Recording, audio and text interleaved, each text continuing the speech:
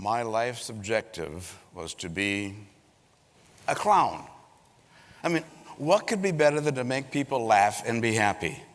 But as a little boy, I didn't know how to be a clown. I didn't know a clown, and the circus never came to my small town of Howard Lake, Minnesota, so I couldn't run off and join it. I did learn some magic tricks, though, that made people laugh, and one year my insightful parents convinced Santa to bring something very special for me under the Christmas tree. Knucklehead, a toy ventriloquist dummy. I spent hours and months trying to figure out how to talk without moving my mouth. Well, since then, I live with dummies. Years later in college, I had narrowed my choices for a major down to two. It was either going to be computer science or theater, naturally. Now, one side of my head said that it wanted to be creative and entertaining. The other side pointed out that computer science has a much greater learning potential, and that side prevailed, and so I graduated with degrees in computer science and mathematics and went off to the big city of Minneapolis to pursue a career as a computer programmer. There, I found a clown club. And I met actual real clowns. And I sat at their feet and I learned the skills and art of clowning. And volunteering to work with them, I performed in parades and nursing homes and children in the hospital. And I integrated the clowning and ventriloquism that I learned as a child. So now I have professional dummies that I live with. In fact, I'd like to have you meet one of them right now. Hey there, Eddie. Hey there, Randall. There's some people here I'd like you to meet. Really? Yeah. Is that okay? Oh, yeah. Who are they? Oh, some of these are scientists, yeah, and doctors, and musicians, and magicians, and Yo! Eddie, what's the matter? I don't like magicians. They're all the time trying to stick me in a hat or up their sleeve. Stinks in there. Well, Eddie, these are nice people. All of them are nice. And, you know, sometimes I'm a magician, yeah, and I'm nice. Yeah. So, in fact, sometimes you help me do magic. I do, and I can do it myself. No, Eddie, you can't do magic all by yourself. Yes, I can. Okay, go ahead. All right. Give me an introduction. All right. Here's Eddie Rabbit. Thank you. Wait, no. What's the matter? I want a big introduction, like you do in a circus. Ah, okay. Ladies and gentlemen, children of all ages, presenting the amazing, I think he's got it. the amusing, Yeah. the annoying, that's me, Eddie Rabbit. Thank you. Eddie, Eddie, you have to do the magic now. What should I do? Well, I don't know. Maybe you should disappear. I can't see myself doing that. Okay. Well, maybe we should saw you in half. Oh, no. Why? I need my feet. Why do you need your feet? Well, they're lucky. Well, maybe you could levitate. What's that? That's when you rise up in the air. Oh, I can do that. Really? Yeah. Okay. I need a hand. I didn't think you could do it by yourself. No, I need your hand. Oh, okay. Which one? Think about it, clown. To the side. Now, when I say hit it, Yeah? you say ta-da. Okay. Hit it. Ta-da! Lower. Ta-da! Lower. Ta-da! No, get me down. Oh, I'm sorry. Was it kind of scary up there? Scary. It was downright hair-raising. Well, Eddie, why don't you come over here and relax now? Okay. Just take it easy. You're down low where it's all just fine. Okay, thank you. And it came to IBM, now with an advanced degree, and they hired me to come in and help them develop operating systems and some of the most sophisticated systems, and then explain it to other people.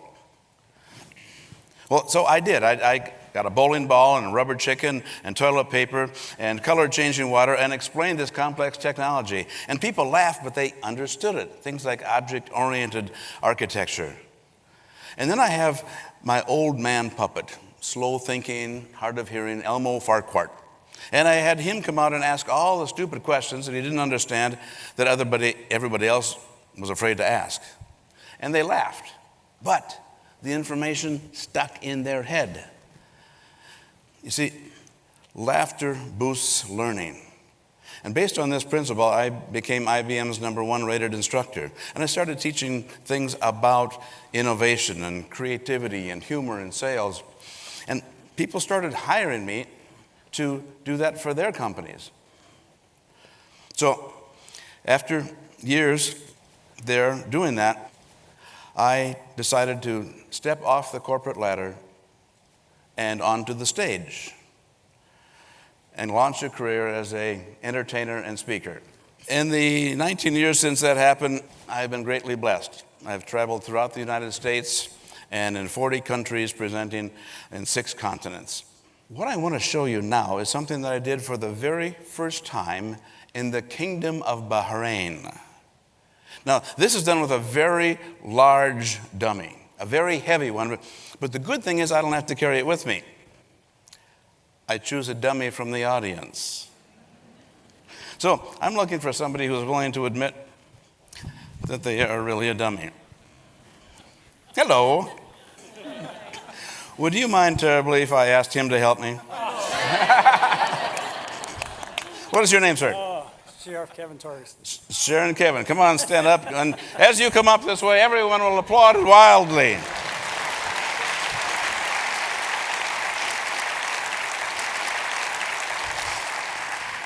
Now, Sheriff, you look a bit nervous. You're probably wondering, how am I going to know when to open and close my mouth? And where is he going to stick his hand? I'm a little nervous. Yeah.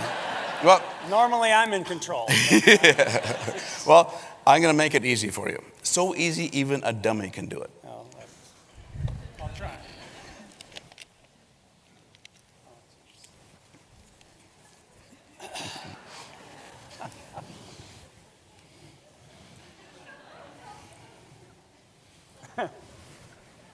There, it seems to fit okay.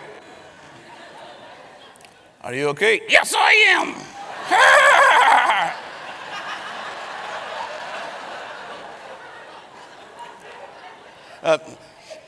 Should we change your voice? That seems a little high. No, I like this. I always wanted to talk just like this. You have the right to remain silent. Anything you say can be used against me, or the other way. Yeah. Well, what's your new name? Ted. Ted, and your last name? X. So you are TEDx? Yes, I am, and I feel really at home here. I bet you do. Well, let's get to know you a little bit better. What's your sign? The one behind me. Oh, yeah. And what would you like to do for us today? I really want to dance. I can't stand it. More than anything else in the world, I want to dance. Okay, what kind of dance? Chicken dance. Chicken dance. Well, this is TEDx, and we don't have a long time, so I know you want to lay a chicken dance on us, but we got to pull it. So, from TEDx to Sheriff Kevin, these applause are for you. I mentioned to you that I did this for the first time in the Kingdom of Bahrain, but I didn't mention that I almost didn't do it because I had never tried it before. I was about to face a ballroom of standing room only people, and I didn't know if it was going to work or if it would work in this culture. So at 3 o'clock that morning, I finally decided to go for it. And when I do, the entire ballroom erupts in laughter, and that turns out to be the big highlight of my entire sales seminar. You know, you can learn a lot from a dummy. Like, go for it, and good things happen. That's what I try to do, and Now I'm a clown. Circles the clown. The clowns of America named Circles the clown the number one white-faced type clown in America. And with this one-man, two-clown jack-in-the-box, they awarded Circles a gold medal for being the world's best parade clown. Circles has performed as a guest clown in Ringling Brothers and Barnum and Bailey Circus and received 3 invitations to the White House. Clearly, the dream of this little boy has come true. But things kept happening that were far deeper and more significant than anything that boy dreamed of. Like when Circles met Anthony. I went to see the children at Mayo Clinic St. Mary's Hospital Pediatric Ward and share some laughs with them and their families at this difficult time. And as I've seen all the kids and I am about to leave, the head nurse, Irene, comes over and says, Circles, could you see one more boy? And I said, what, did I miss somebody? She said, oh no, he's over in intensive care. I said, well, sure. So she escorted me through these big double doors that say, do not enter.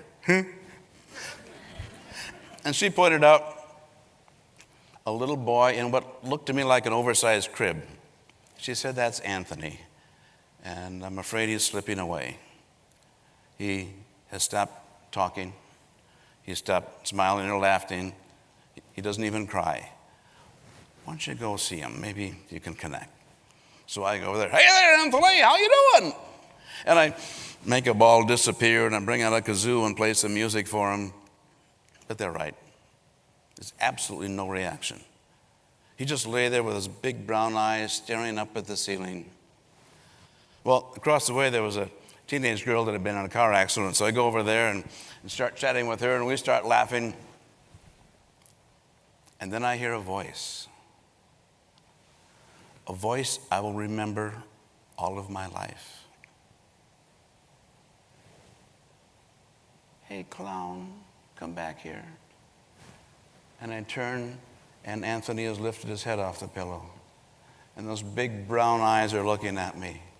Hey, Anthony, did you hear us laughing?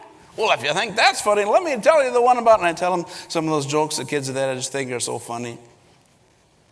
And that I pulled a quarter out of his ear and got a puppet to talk to him.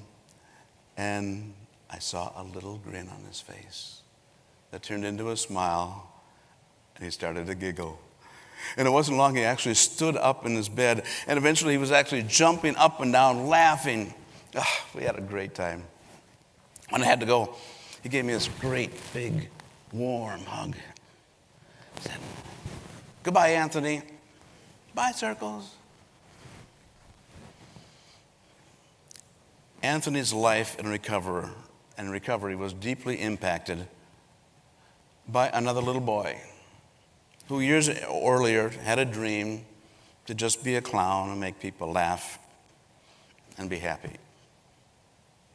Over and over, I've been privileged to be a part of that magical moment when laughter is life-altering. Sarah, slightly overweight teenager in one of my youth audiences more than 20 years ago, decided that life was not worth living. She reported to her counselor that she had planned exactly how she was going to kill herself the very next day. But in my audience, surrounded by her peers, Sarah laughed. For the first time she could remember, she laughed, and she laughed so hard she cried. But these tears were not tears of despair. They were tears of happiness. Sarah changed her mind. Laughing is no laughing matter. Laughing matters. Hey there, Randall. Yeah, Eddie? You know, they say laughter is the best medicine. Yes, they do. And it's true, laughter is the best medicine. But I've learned that laughter can be life-changing.